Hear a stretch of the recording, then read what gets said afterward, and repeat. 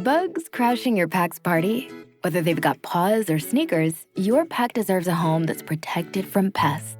That's where Wondercide comes in. Plant-powered protection made with steam-distilled natural essential oils that actually work. It kills and repels fleas, ticks, mosquitoes, and ants without questionable ingredients or overpowering smells. Safe to use around kids and pets when used as directed, lab-proven to work fast, and proudly made in the USA. We offer sprays for pets, people, homes, and yards. Plus, spot-on treatments, collars, and even shampoos. Whatever your pack needs, we've got it covered. Founded by a pet parent looking for a better way to protect her dog Luna, Wondercide's now protected over 21 million lives and counting. You might have even seen us on Shark Tank. Go to Wondercide.com and use code WONDER20 for 20% off your first order. That's WONDER20 at Wondercide.com. Wondercide. Protect your pack with plant-powered Wondercide today. Hush. Welcome back to World Ablaze with George Fonts. This episode, I'm going to touch on the continued chaos and rhetoric and further divisive nature of the opposing political parties, those who feel that they are a part of Team Blue, Team Red, all over Charlie Kirk's assassination. A lot of people think that they are forensic scientists, that they somehow have inside info as to what happened. To be quite honest, I believe this whole thing has been a shit show. Everything from the FBI investigations, from mixed messages from Kash Patel himself. We have the guy. We don't have the guy. The gun that was used, some people are saying that when the shooter jumped down from the roof, there's no way that he had the gun. Others are saying he broke the gun down. Other people who know this particular weapon are saying, well, that rifle's not so easy to break down. And on top of that, why would he jump off the roof? Or basically within less than 2 minutes, 2 seconds, whatever it is. I mean, after the shot, had to run away, get out of there, right? So would take the time to break down this weapon, pack it up, run off the roof, run into the woods, put the weapon back together, and leave it in the woods to be found, reassembled. Again, more conspiracies, more theories and whatnot that really are meant to keep you confused. And to be honest, even what we're getting from the experts is confusing. There's video that has been released by people who are in the crowds. So this is where we're solely getting our information from. Bystanders, people who are filming the event with their cell phones. But yet we're not seeing the footage from CCTV, from security cameras. This was at a University of Utah, or a university in Utah. And I'll tell you firsthand that I know that every educational institution, from kindergarten all the way up to university level, has a tremendous amount of cameras all over the place. Yet no footage has been released, at least none released to the public. There were cameras in Charlie Kirk's tent.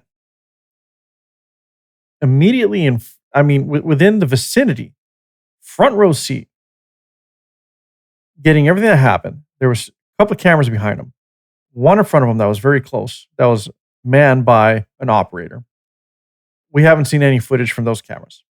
And in fact, what is fueling the conspiracies here is immediately after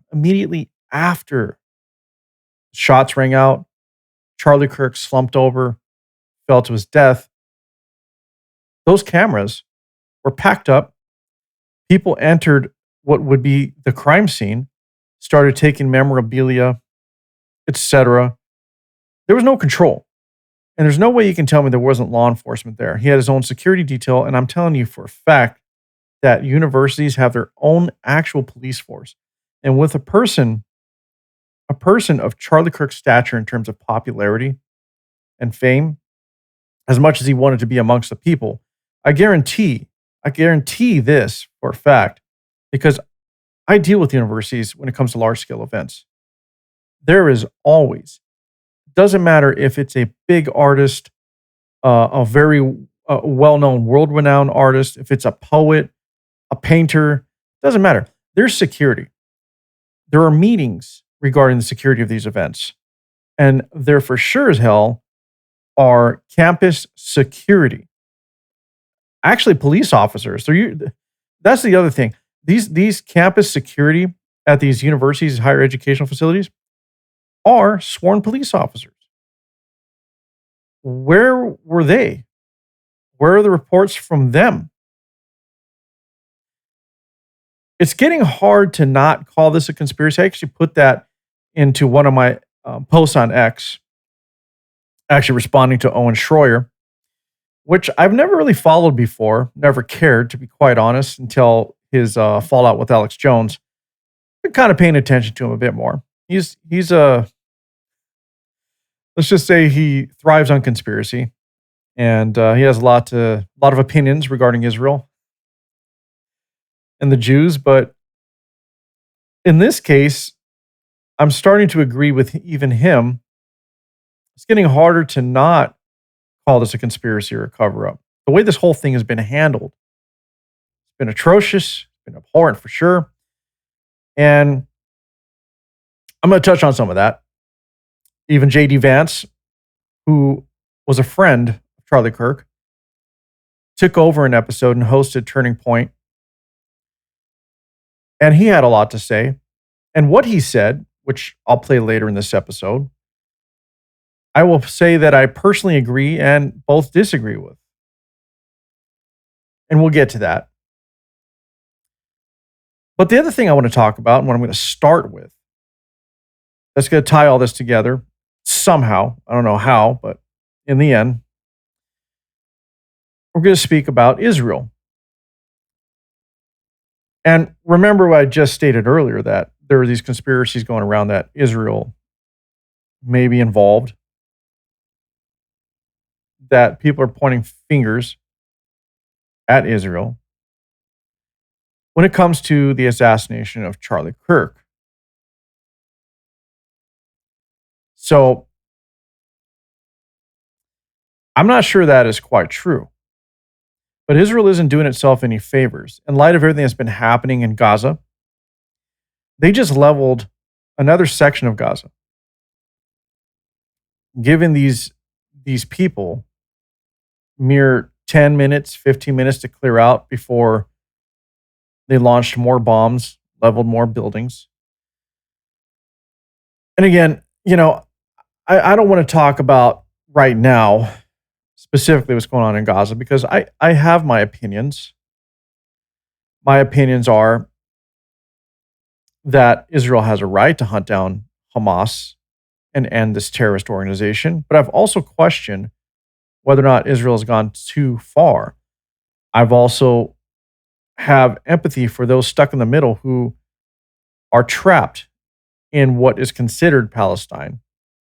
Well, really Gaza, the Gaza Strip, because they can't leave. Israel controls the borders.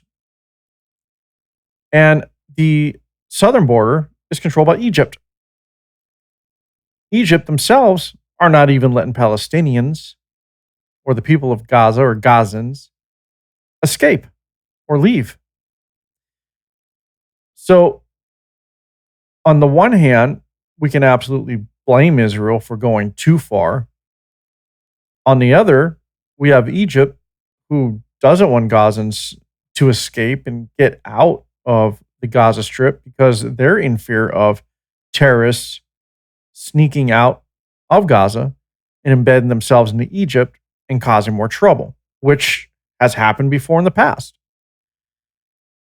We also don't see countries like Jordan reaching out their hand to say, listen, we get it, Israel. You want to take out Hamas. Let us take the good people, the people caught in the middle, out, and we'll give them shelter here in Palestine. They're not offering to do so either. There isn't one Arab nation that has actually stood up to say, we will jump in and we're going to help the people of Gaza, which are being considered the Palestinians and harboring them and taking them out of this horrible situation. Now, it also can be argued that it's not their responsibility, that Israel themselves are solely responsible for what's happening. All of this while Israel is constantly under attack from other areas by proxies funded by Iran, Hamas, which is supported by Iran, which is what led to the tensions earlier this year and why the U.S. got involved to bomb the Iranian nuclear facilities or the alleged facilities. And since then, Iran has quieted down, as would be expected. So let's talk about what Israel's done recently that is also, I mean, let me just say this, makes it harder to stand in their corner as of late because they decided to take out Hamas leaders in a mission that in and of itself was not successful in what they intended to do, but did kill a few leaders. The issue with what they did is where they chose to strike to eliminate these said targets. And that is where this whole argument to stand by every single action Israel does, which I don't believe we should stand by every single action. I'm going to point out that I'm not anti-Israel or anti-Semitic or anti-Jew. I don't believe the Jews are behind every single conspiracy and war within the world, as some people do, like Stu Peters, or to some extent, maybe even Owen Schroyer, but I give Owen Schroyer a lot more credit. But what they did is they launched a strike. They launched a strike in Doha city in Qatar. So Doha in Qatar, a sovereign nation, a nation that is also an ally of the U.S., by the way, and has been considered a special ally, special non-NATO ally, just as Israel is, by the way. Israel decided we're going to do what we want to do at all costs, and we're going to take out Hamas no matter where they are. And so they decided to launch a strike against Hamas leaders in a building in Doha, in Qatar, which violates Qatar's sovereignty. Israel violated Qatar's airspace. Israel launched an attack, regardless of if it was Hamas or not. We can consider this to be an attack against Qatar, against Qatar's sovereignty, against another ally of the United States of America. Qatar's significance in all of this, by the way, just to give you a little backstory, is Israel is not happy with Qatar for the reason being that Hamas has actually harbored, I wouldn't say harbored, more like hosted Hamas, or at least Hamas's political arm. And they've done so, it has been said, since 2012. But what's important here is it was also at the request of the United States of America. Now, why? Well, the reason why is because this allowed communication and negotiations, a place that we can call neutral. So Qatar has become a mediator in the Middle East between Hamas, Israel, the United States, and any other nations who have an interest in what's happening within this conflict. Qatar is considered a mediator. Qatar has been been hosting Hamas at the request of the United States. Again, all done so that there was a neutral ground, a neutral place where negotiations can happen, talks can happen. This is well known. Israel knows this.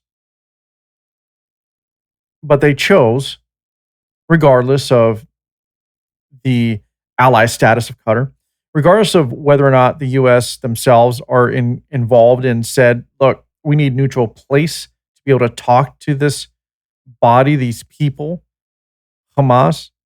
Yeah, they're terrorists. They are classified as terrorists by most everybody in the world, except for a small few. But still, we need to be able to talk. The United States needs to be able to talk to them on neutral ground to be able to negotiate again. And I know I've said it more than once already within just short time period, but we need to communicate with them because Hamas, outside of being designated a terrorist organization, is also the designated leadership of Gaza. Hamas was voted in as the leading organization, the representative of the people of Gaza. So while they are extreme, while they are terrorists, they're also the leaders of Gaza. So yeah, we need to be able to communicate. Israel needs to be able to communicate. Any nation in the Middle East needs to be able to communicate with them. And so Qatar's role was exactly that of neutral ground, supported by the U.S. Qatar is an ally of the United States of America. And more significantly, Qatar is where U.S. Central Command has the largest military base in the Middle East. It's an extremely strategic base. It is quite large. We have a huge military presence there where we provide air support, intelligence. There are operations that are managed from out of that particular base. And so Israel's actions also put the United States' base presence, having one of the largest militaries in the Middle East, in jeopardy.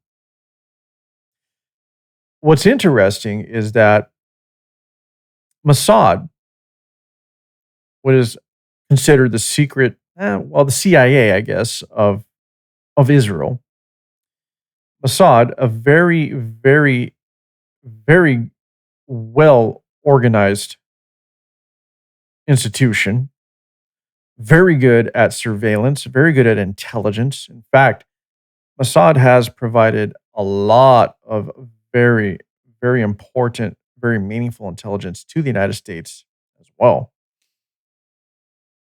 Mossad themselves had advised against this action of these Hamas leaders in Qatar. I think it was originally proposed, I'm open to correction on this, that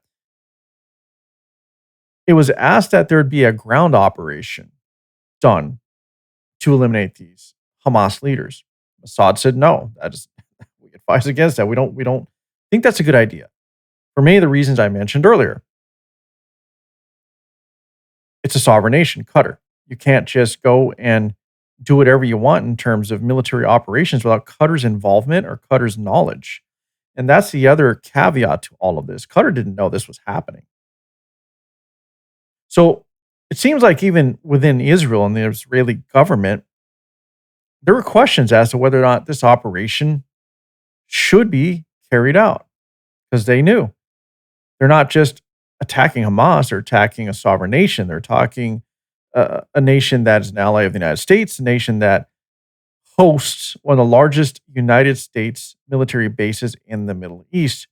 But yet Netanyahu couldn't hold himself back. He was behind it. And so the strike happened. And now let's just say the Arab nations are pissed. They're pissed off, as they should be. So here's from the BBC. Diplomacy ruins after Israel strikes Hamas leaders and Qatar. Here's another headline here. Israel threatens Hamas wherever they are as Qatar hosts summit. Now, I didn't bring that up yet. Due to what happened in Doha, Qatar went ahead and called an emergency Arab Islamic summit.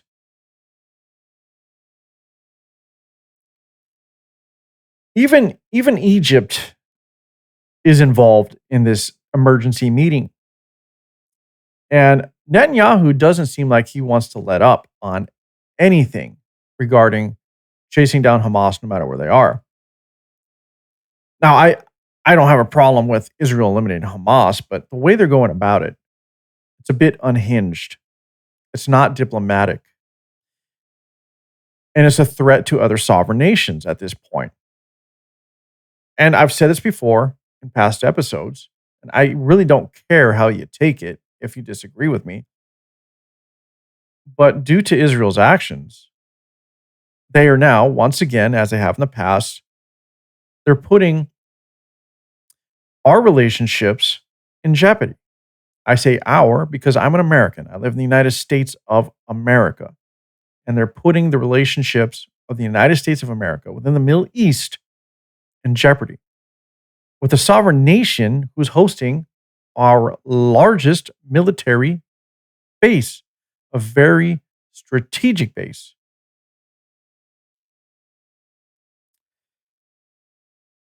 Now, with all of this going on, this summit that was called, I want to point to who was involved in this summit, this emergency Arab Islamic meeting to discuss how do they move forward? Because now even they are in a sticky situation here. I'm sure they all want to retaliate against Israel, but they don't want to do so at the threat of the U.S. getting involved to protect Israel. And I'm not sure if that is what the U.S. will do, because Israel, while they are or they have been called our greatest ally, at least in the Middle East, we also have relations with these other countries that were part of the summit. Here's some of those countries here. I hope you can read this on the screen clearly. Obviously, Qatar. They're the ones who called this emergency summit. We have Saudi Arabia, who we do have relations with and are allies with. Egypt, who we have relations with. Jordan, again, another country we have relations with. Bahrain, who we absolutely have relations with. There's the Palestinian Authority. There's Syria. There's Lebanon. There's Iraq, who we've gone in. Obviously, the Iraq war was an abhorrent and long war, but we went in to help the Iraqi people. And so we do have relations with Iraq. We also have the United Arab Emirates. These are all countries in which we try to have a semblance of a relationship, some closer than others, with some of these nations or these countries. And that list I read were just the more well-known, prominent, larger countries, but there's also the Arab League members that were present, which are Kuwait, Oman, and the UAE, who also participated in this. So that's a significant list of representatives in this summit who got together to discuss the future of relationships when it comes to Israel. And also our relationship, the relationship of the United States with these countries in the Middle East.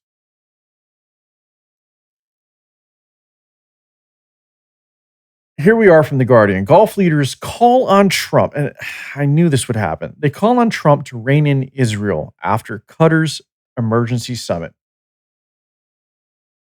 Of course they do. Of course they do. Why wouldn't they? Let's scroll down a little bit. Read a little bit from this article here. Gulf leaders meeting at an emergency summit in Qatar have called on the Trump administration to use its leverage to rein in Israel after the unprecedented Israeli attempt last Tuesday, which I forgot to mention, by the way. This whole attack, I'm recording this on September 15th, 2025. This attack was last Tuesday from this date.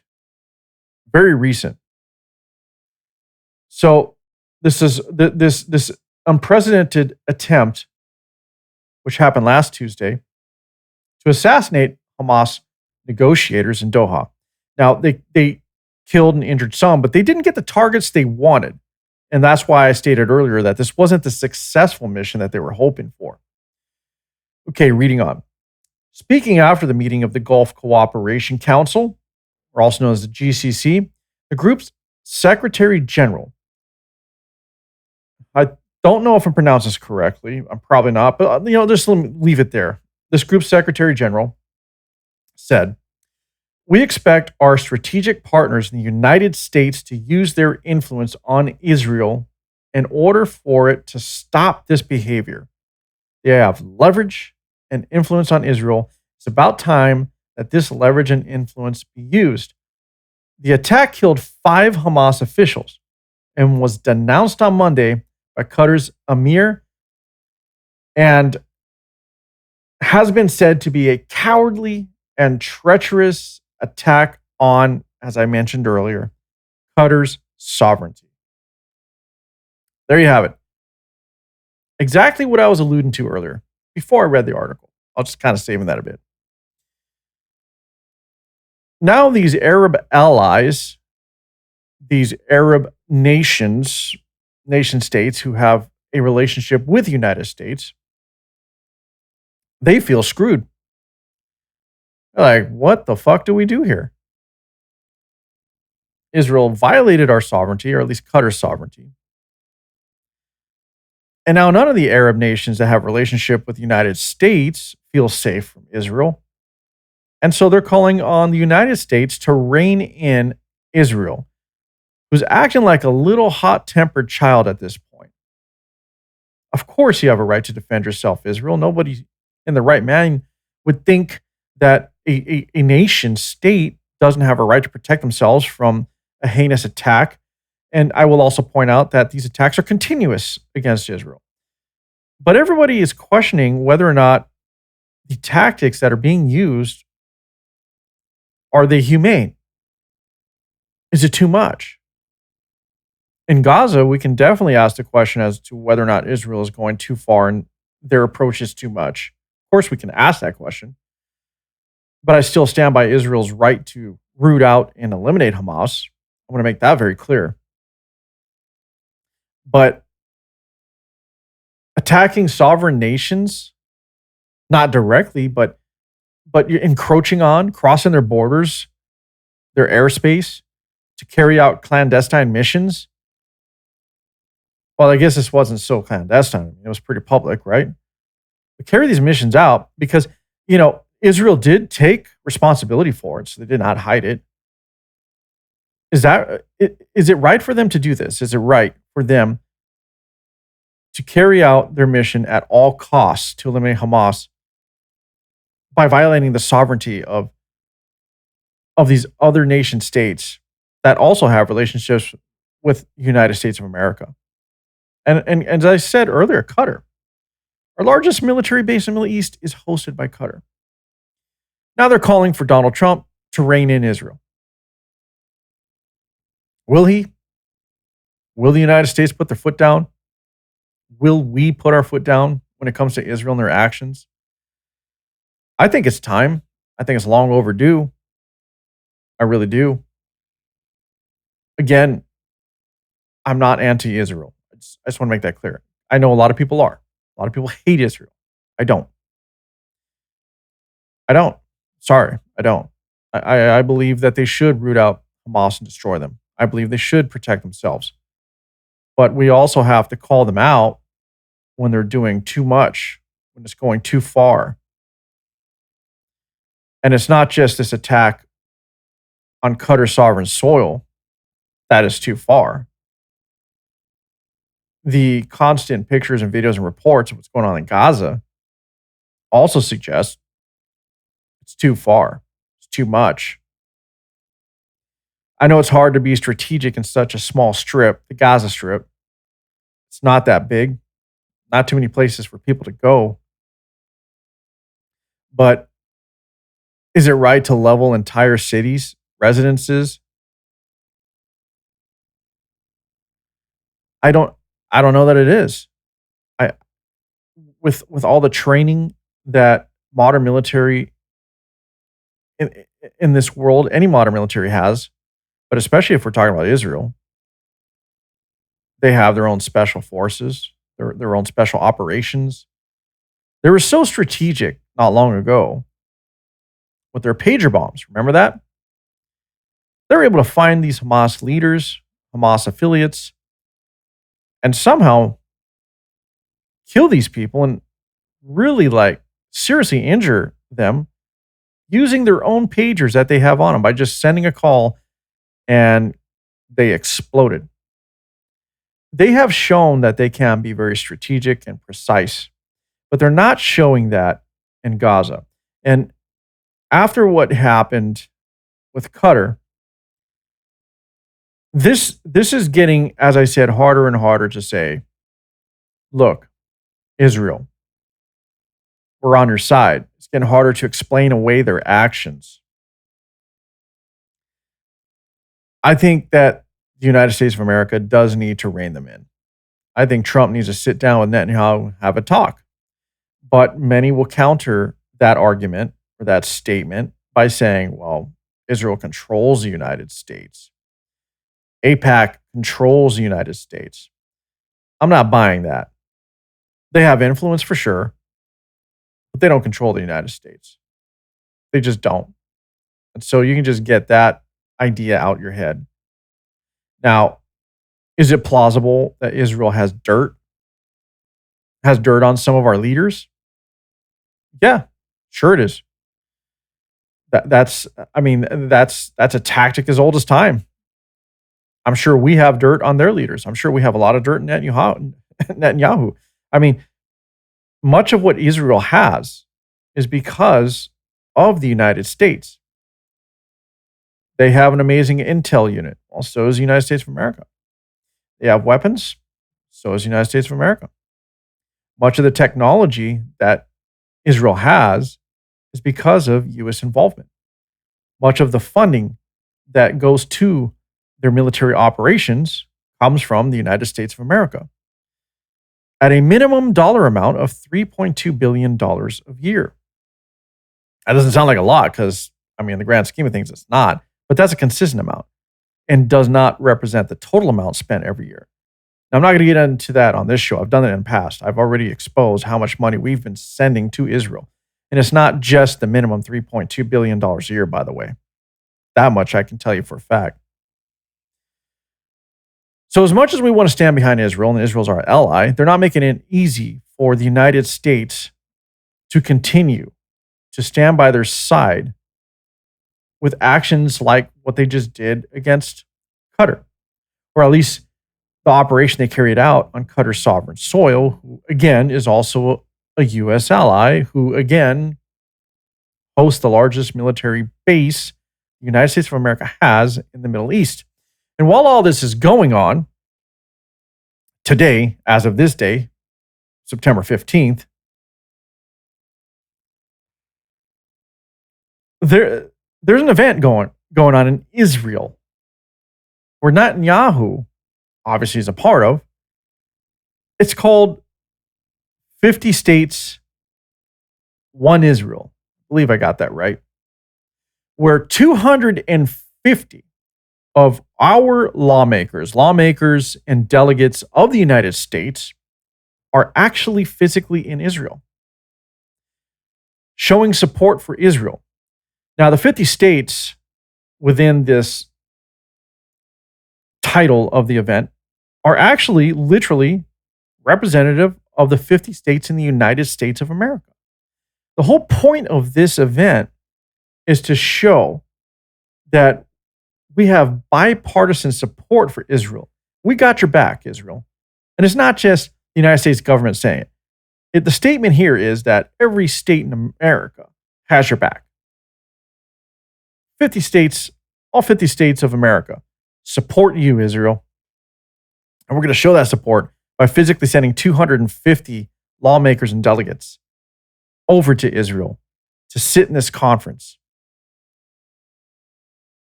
and just pine over Israel, to show Israel how important they are to us, to show them that we stand by Israel. This conference is going on right now, right after they carried out this mission to eliminate Hamas leaders, which I don't care about that, by the way, whatsoever. Personally, I just don't. But on sovereign soil, on the sovereign soil of Qatar, a U.S. ally, and again, where our largest strategic military base in the Middle East resides, does this make any sense? Does it make any fucking sense whatsoever? No. I'm answering it for you. No, it fucking doesn't. It doesn't. This is all strategically planned, it looks like to me. It's like Israel saying, we're going to do what we want. You can't fucking do anything about it. This conference was planned in advance. Israel knew very, very well that we're heading over there. Our delegates and representatives were heading over there, all 250 of them, to Israel for this event. And what do? They carry out a strategic strike against an ally, at least violating the sovereignty of one of our allies, Qatar, who was propositioned and put into place to be a mediator between Israel, the United States, and whoever else, and the leadership of Hamas. Israel's not helping themselves. They're really not. By the way, I'm going to show you how big this base was in Qatar. So here's the base right here. And this is an old picture. This is from 2017. 2017. Let me click on this here. This is going to take us. This is an old article I looked at earlier. This is from 2017. That's what this picture is. So look at this base right here. You can see how large that is. And this is old picture again. And all reports are that this base literally just keeps expanding and getting larger and larger. We have a significant presence. Look at that. We have a significant presence there in Qatar that Israel is going out of their way to threaten. Well, getting back to this event that's being held. So here from the Jerusalem Post. Now, what I found interesting is I was looking up this 50 States, One Israel event, and I couldn't find much. Even on social media, there was some leaks here and there, but there wasn't like a specific website that would pop up. There wasn't anything from our government really announcing it. I'm not saying it's not out there, but I had a hard time finding it. I finally landed on this article from the Jerusalem Post in Israel. Here's the headline. Bipartisan U.S. support reminds Israel that true friends stand by us. Who are those true friends? The United States of America. Of course. Seeing bipartisan support from those attending the 50 States One Israel conference shows Israel's true friends stand by us. Continue reading this. At a time when Israel faces growing isolation around the world, the largest ever delegation of U.S. lawmakers representing all 50 states, and again, that's all 50 states of the United States of America. They arrived in Israel. Prime Minister Benjamin Netanyahu and Foreign Minister Gideon Saar both addressed the delegation at an event at the Foreign Ministry titled 50 States, One Israel on Monday. Welcome to Jerusalem, the eternal capital of Israel. Speaking later to the Jerusalem Post, Hayat emphasized, and I probably pronounced that incorrectly. I'm not good at pronouncing these Middle Eastern names. In a period like this, seeing bipartisan support from all 50 U.S. states in a historic event unprecedented in Israel's history reminds us that in difficult moments, our true friends stand by our side. The U.S. lawmakers are in Israel for meetings with senior officials and tours across the country, underscoring their message that support for Israel in the U.S. is a matter of national consensus. Look at this picture here. Look at BB right here. Look at BB sitting in there. So this is Israel. Israel basically got U.S. support from 250 lawmakers and delegates to represent all 50 states, naming the damn event 50 States Won Israel. This is literally them spitting in the face of every other country in the Middle East saying, no matter what you do, the United States has our back. That's what this event is. That's exactly what this event is.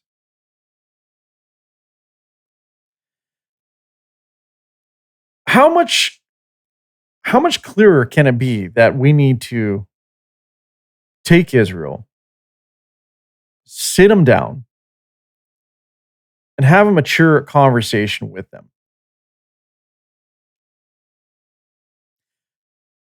Again, I support Israel as a sovereign nation. I do.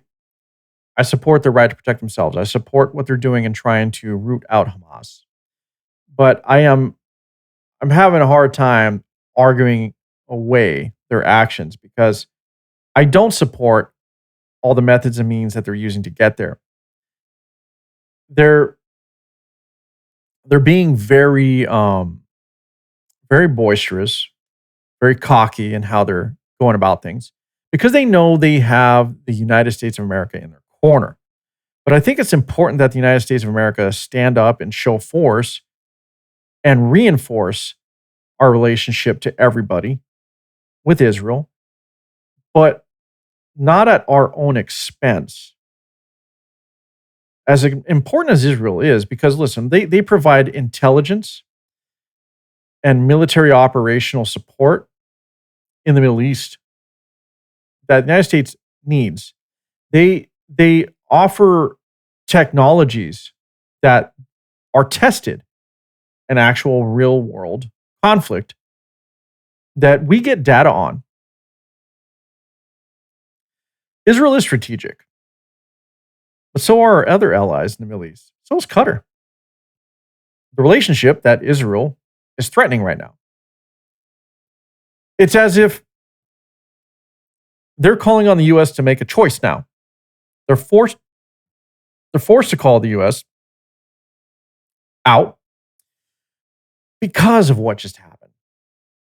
The other Arab nations are calling for the United States to rein in Israel directly. They're literally saying it. This isn't implied. The Middle East has always been a mess. It has always been a mess. It just has. But these recent events, it's not helping. It's not helping. And I think it's time to bend little Israel over our knee and give him a fucking spanking. And look, I know a lot of people are going to hate me for that. Fine. Go ahead. Keyboard warrior away. Send your comments.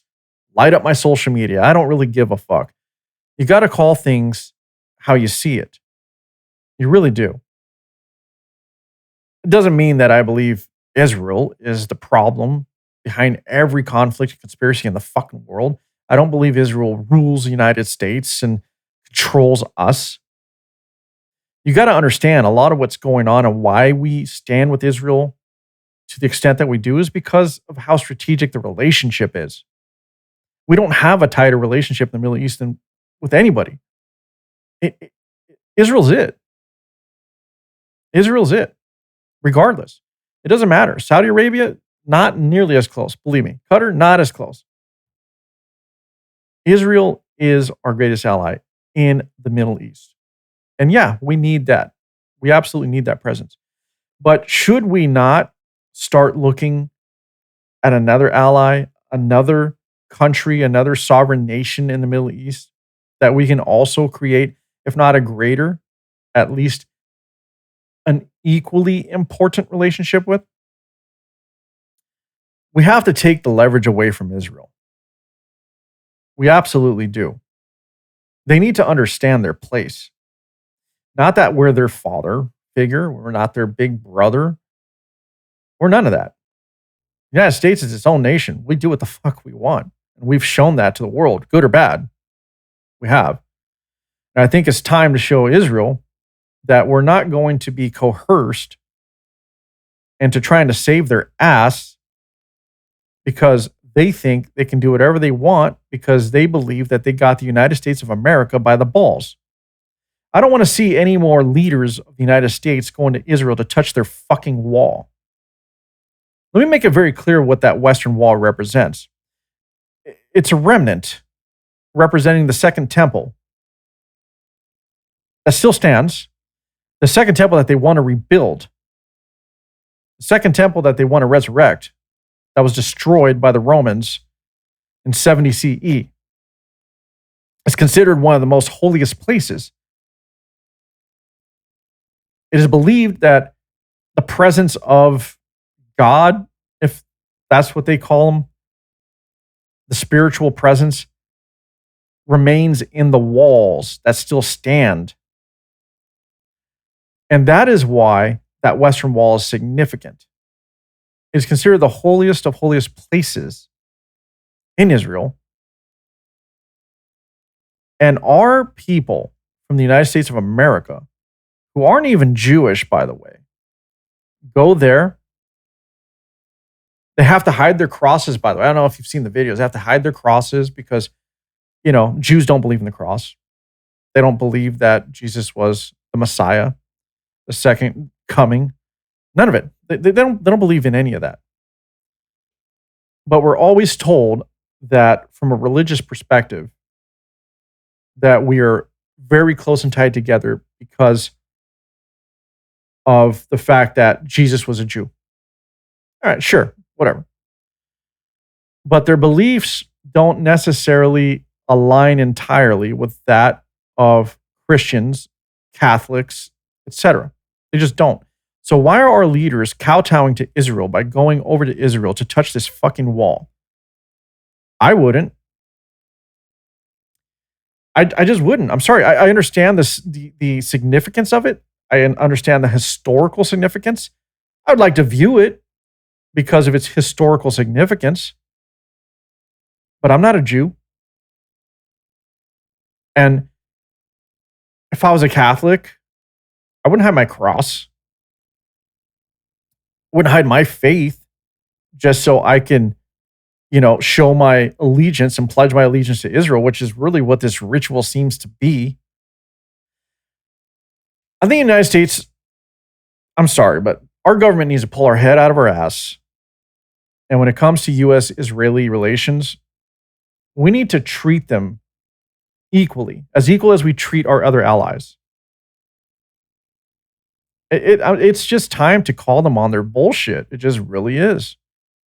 I'm not saying sever ties. I'm absolutely not saying that. I want everybody to understand that is not what I'm advocating for. What I'm advocating for is a true America First agenda. We can't be led by the collar like a damn dog as a symbol, like a pit bull standing behind its owner or in front of its owner, so that they can Israel themselves can just stir up shit. And then when someone speaks up, they go, get him, boy. Get him, boy.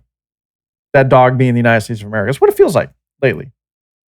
It's actually been that way for quite some time. But look, I know a lot of you out there may not agree with anything I just said.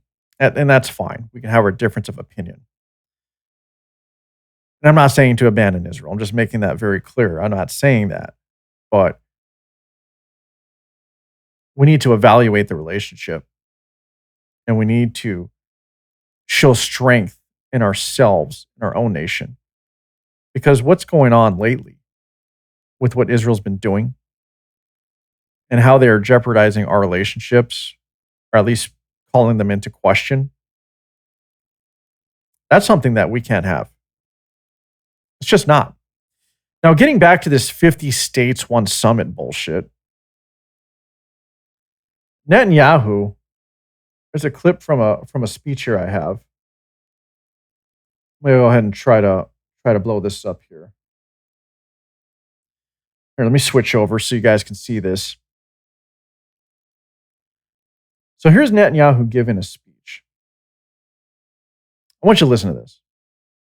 I just said this in another meeting, and they said, oh, Israel is isolated. Israel can't break out of the siege. And I said, we will. Some of them have stopped weapon component shipments. Can we get out of this? Yes, we can. We're pretty good at producing weapons.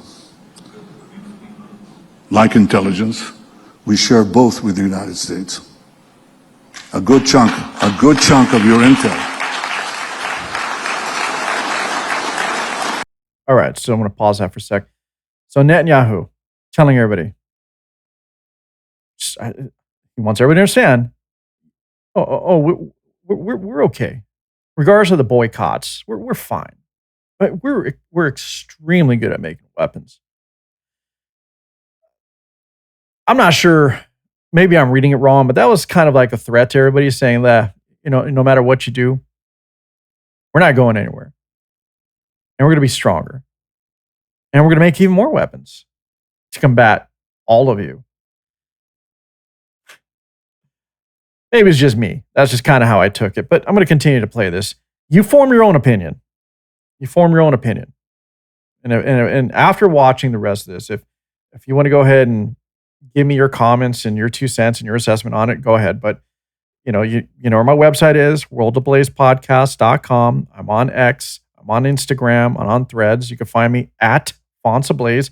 In fact, it's right up here on the screen, right down there. If you have something to say, go ahead and say it. Happy to have open dialogue. But let me continue playing this. And our weapon systems, we share with the United States. We're tremendously appreciative of the bipartisan support in military matters to Israel in previous years and today as well. But do you have cell phones? You have cell phones here? No? You're holding a piece of Israel right there. You know that? I mean, a lot of the cell phones, the medicines, the foods, you eat cherry tomatoes. You know where that was made? I don't like cherry tomatoes, but it's an Israeli. What can I do? It's an Israeli product, as are so many other things. And I think this serves for the betterment of all mankind and womankind. I think that is Israel's unknown contribution. But we can make things, we can produce things. We cherish the fact that we have the constancy of American support despite the attempts to erode it. And we'll continue to work to make sure that that continues on both sides of the aisle. It's very important for us. But equally, we will eventually create the independence that we need so those in Western Europe who think they can deny us things will not succeed. Okay. So that speech was given at this 50 States, One Israel event. There was a few statements he made that kind of stood out to me. We're very good at making weapons. That cell phone you have in your hand. You know we have a hand on that, right? You can take that a few ways. It's a nod to the technology that they're able to produce. It's a nod to their security forces, nod to Mossad. Basically, no matter where you are, we're going to be able to find you, spy on you. And to me, from what I heard, it's kind of a callback to what they did with the pagers, how they were able to pull that off with all the people who were affiliated with Hamas. You know, pagers blowing up, killing people, maiming people. He's threatening European nations, saying, no matter what you do, The United States is in our corner. Everything I spoke about earlier, Netanyahu just reinforced in that speech. Netanyahu just reinforced in that speech. They're not hiding it. He could talk all calm. He could be eloquent all he wants. He could be funny. It doesn't take away from the fact that they appear to be very emboldened in their actions and have no regard for anyone but themselves. Again, I think they should defend themselves. I think that Hamas does need to be eradicated. But we do have to be logical. We do have to be critical in our thinking. And we do have to take a step back and stop blindly reinforcing how they're going about doing this. We need to hold Israel accountable. We need to have them pump the brakes a bit. You know, they brag about everything they can do, how strategic, how intelligent they are, how precise they can be in their operations and all the stuff that they can offer the world and what they actually offer the United States. But it doesn't seem like they're being very strategic in how they're handling everything in the way of chasing down Hamas.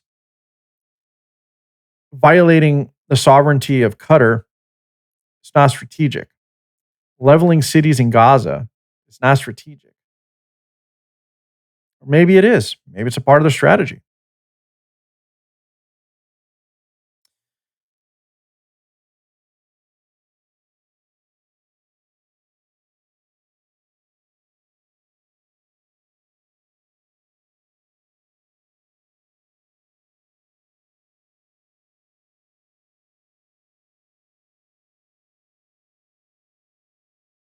Their actions. It's getting harder and harder to say, I stand with Israel.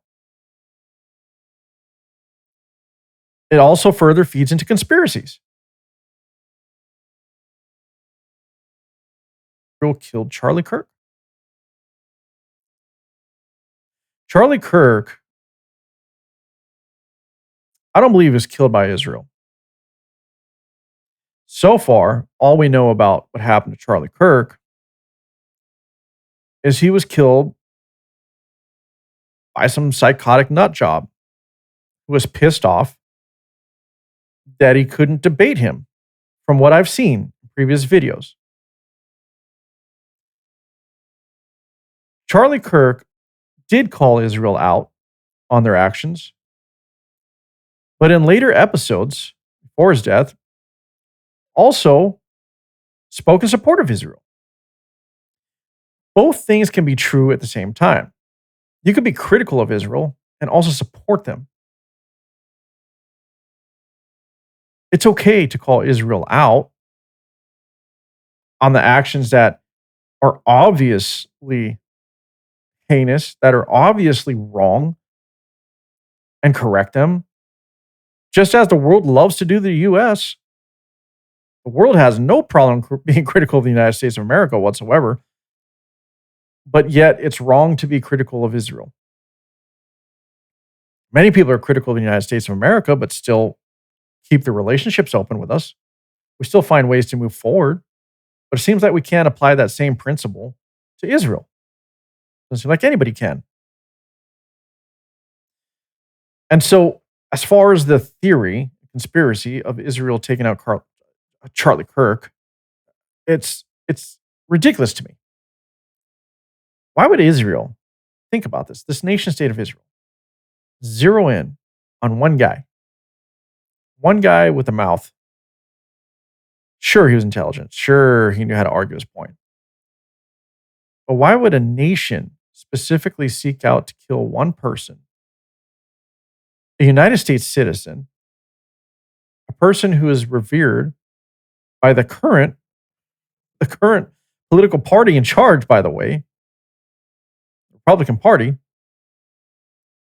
Why would Israel risk their relationship with the United States of America to do this? I know, here we go. Let's talk about JFK. Let's talk about everything else that Israel has allegedly done and been involved with. Sure, we can go down those rabbit holes, but let's stay current. Let's stay on track here. Charlie Kirk was killed by a psychotic nut job.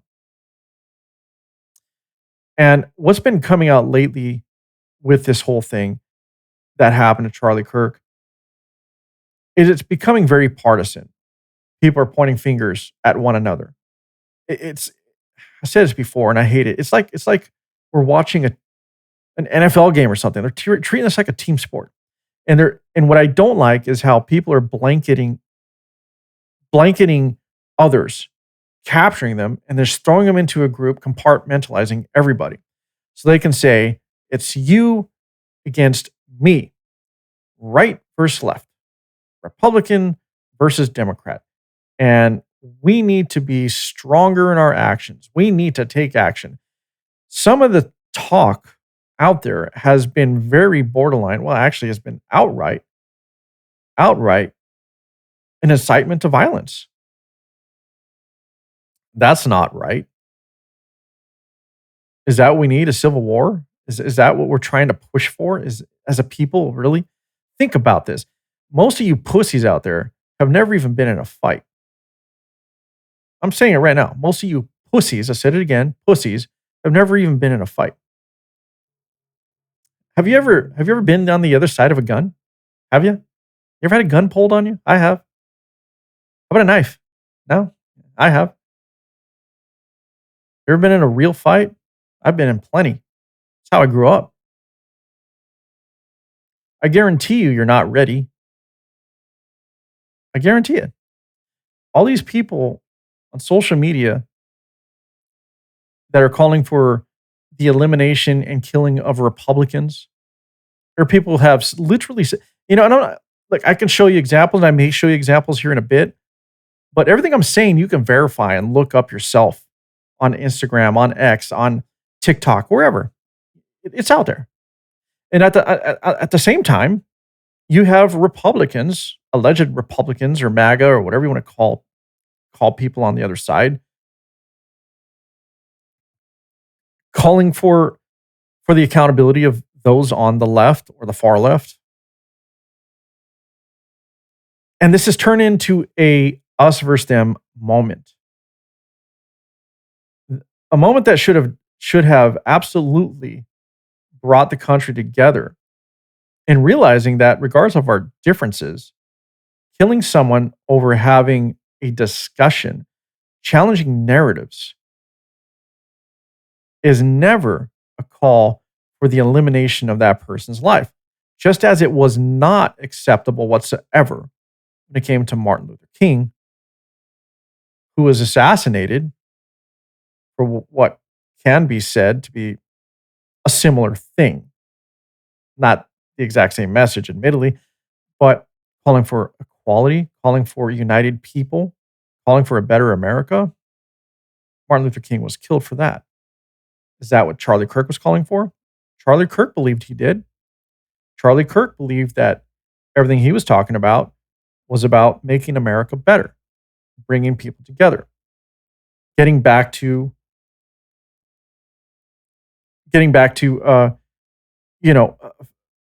reinforcing and fixing the moral fabric of America. And much of what Charlie Kirk believed in was reinforced by the fact that he was a Christian. And while we all don't agree on religion, maybe you don't believe in Christianity, you might be Hindu, might be Buddhist, whatever. The principles in which he believed in that reinforced what he spoke of, most all of them were basic humanitarian principles that we can't disagree with or dismiss. I have a clip of J.D. Vance, who took over for Charlie Kirk. So here's J.D. Vance. And here's part of his closing statement on Real America's Voice, where he hosted in place of Charlie Kirk, his friend. There is no unity with people who scream at children over their parents' politics. There is no unity with someone who lies about what Charlie Kirk said in order to excuse his murder. There is no unity with someone who harasses an innocent family the day after the father of that family lost a dear friend. There is no unity with the people who celebrate Charlie Kirk's assassination. And there is no unity with the people who fund these articles, who pay the salaries of these terrorist sympathizers, who argue that Charlie Kirk, a loving husband and father, deserved a shot to the neck because he spoke words with which they disagree. Did you know that the George Soros Open Society Foundation and the Ford Foundation, the groups who funded that disgusting article justifying Charlie's death, do you know they benefit from generous tax treatment? They are literally subsidized by you and me, the American taxpayer. And how do they reward us? By setting fire to the house built by the American family over 250 years. I am desperate for our country to be united in condemnation of the actions and the ideas that killed my friend. I want it so badly that I will tell you a difficult truth. We can only have it with people who acknowledge that political violence is unacceptable, and when we work to dismantle the institutions that promote violence and terrorism in our own country.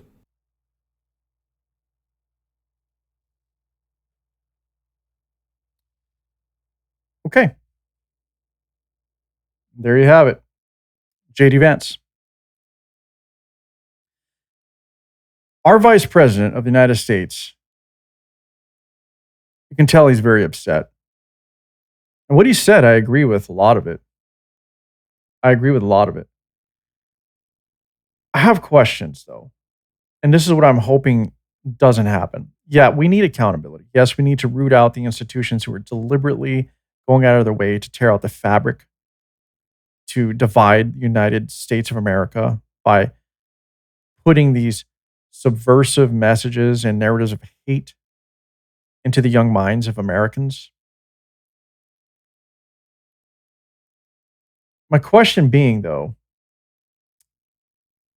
is how are we going to define these groups, these peoples, these organizations? Because unless we have restraint, unless we are truly nonpartisan in this approach,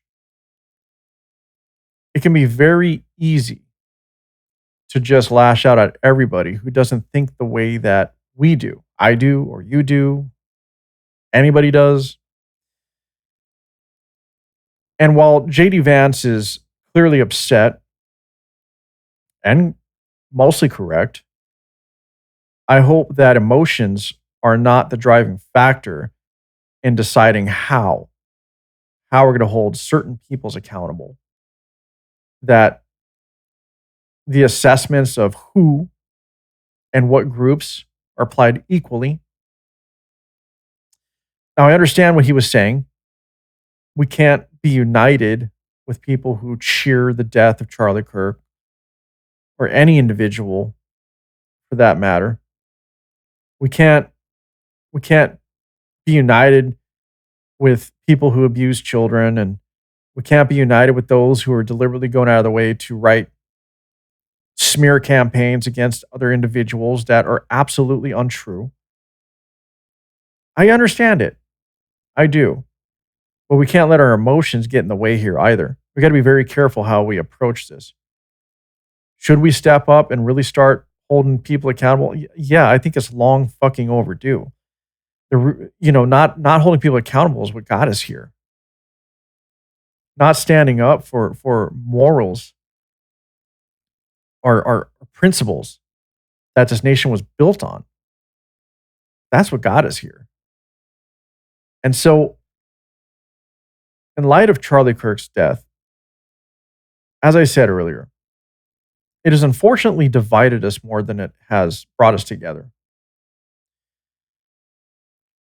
And the unfortunate truth is we have too many podcasters, social media personalities, and armchair experts out there are trying to get attention and using Charlie Kirk's death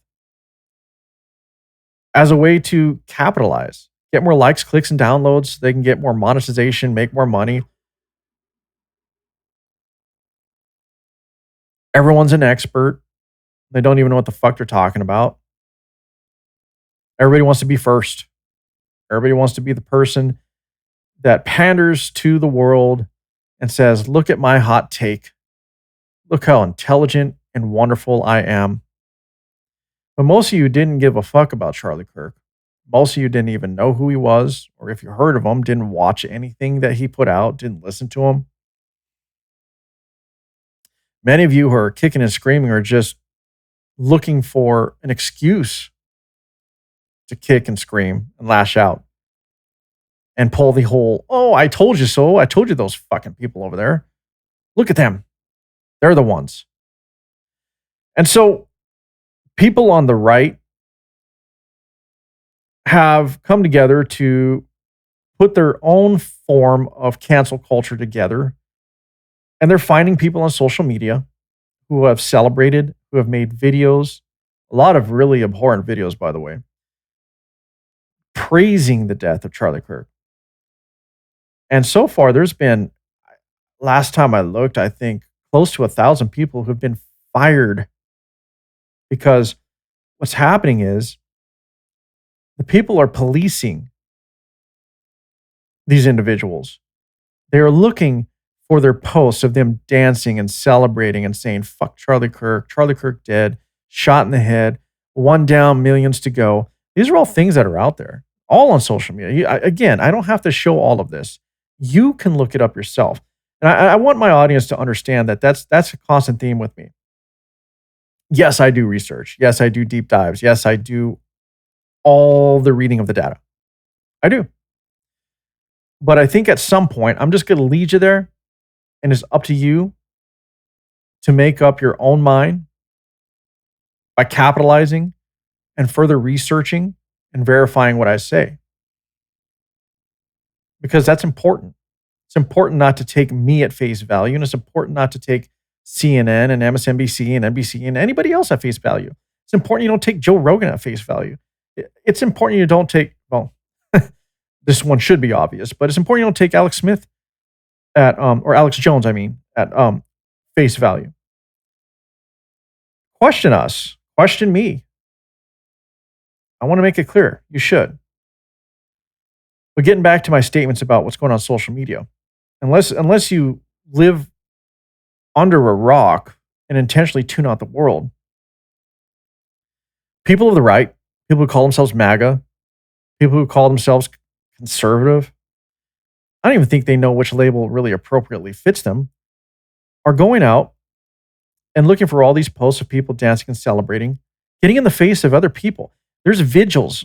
There's vigils for Charlie Kirk. One was in Idaho that made the news, and the other one in Arizona, where these anti-Charlie Kirk people, or just leftists in general, went out of their way to cause a scene.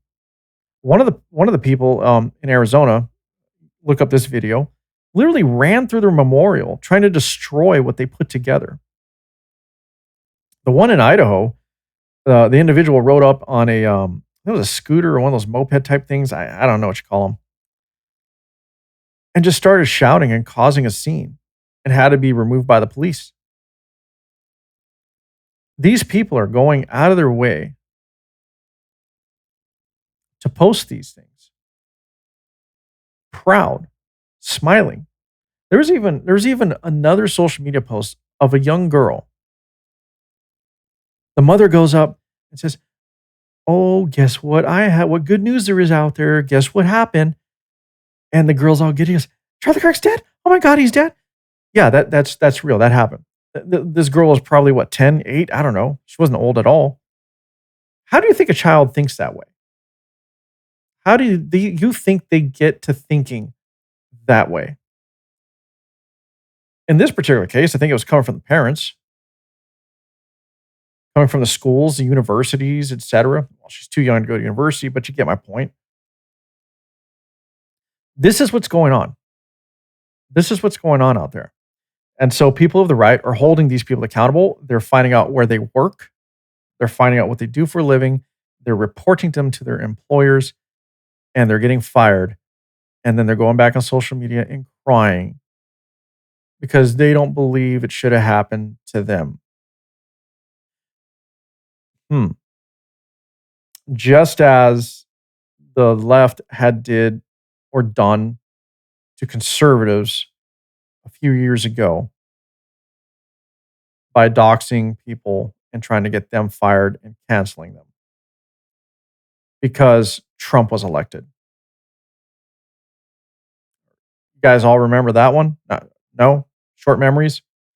Yeah, that happened. And this isn't a tit for tat thing. Look, two wrongs do not make a right. Two wrongs absolutely do not make a right. So, do I agree with what's going on with having these people lose their jobs? Well, yes and no. I mean, in some cases, maybe it's justified, but is it really? You know, I think we let these things play out.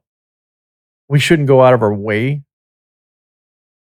We shouldn't go out of our way to make these people's lives any more miserable than they already are. Their employers will find out. They'll find out. But sitting there, I think there was called a Charlie Kirk data collection or something like that on X. You know what? I'm actually going to look that up because I think this is important. Let me see if I can find this. Charlie Kirk data. Where is it at? I can't find it.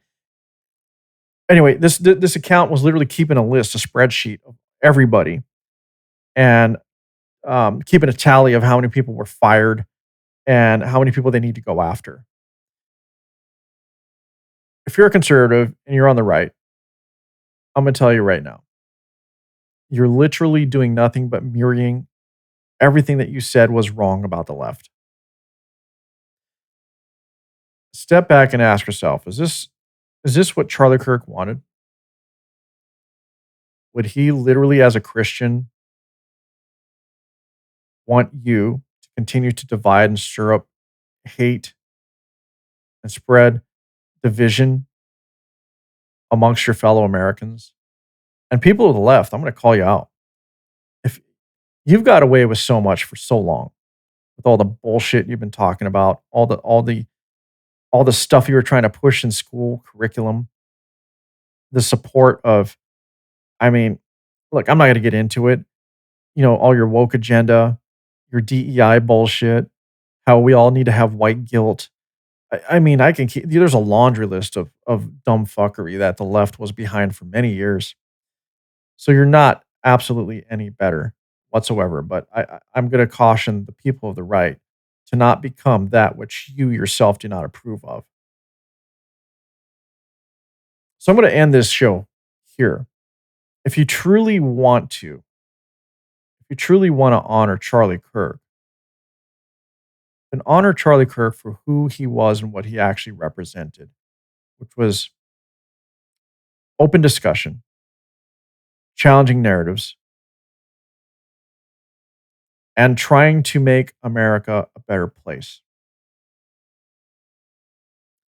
That's the Charlie Kirk that we need to remember. And that's the Charlie Kirk, the principles of which he represented, that needs to bring America together. Honesty is the one-way gate to hell.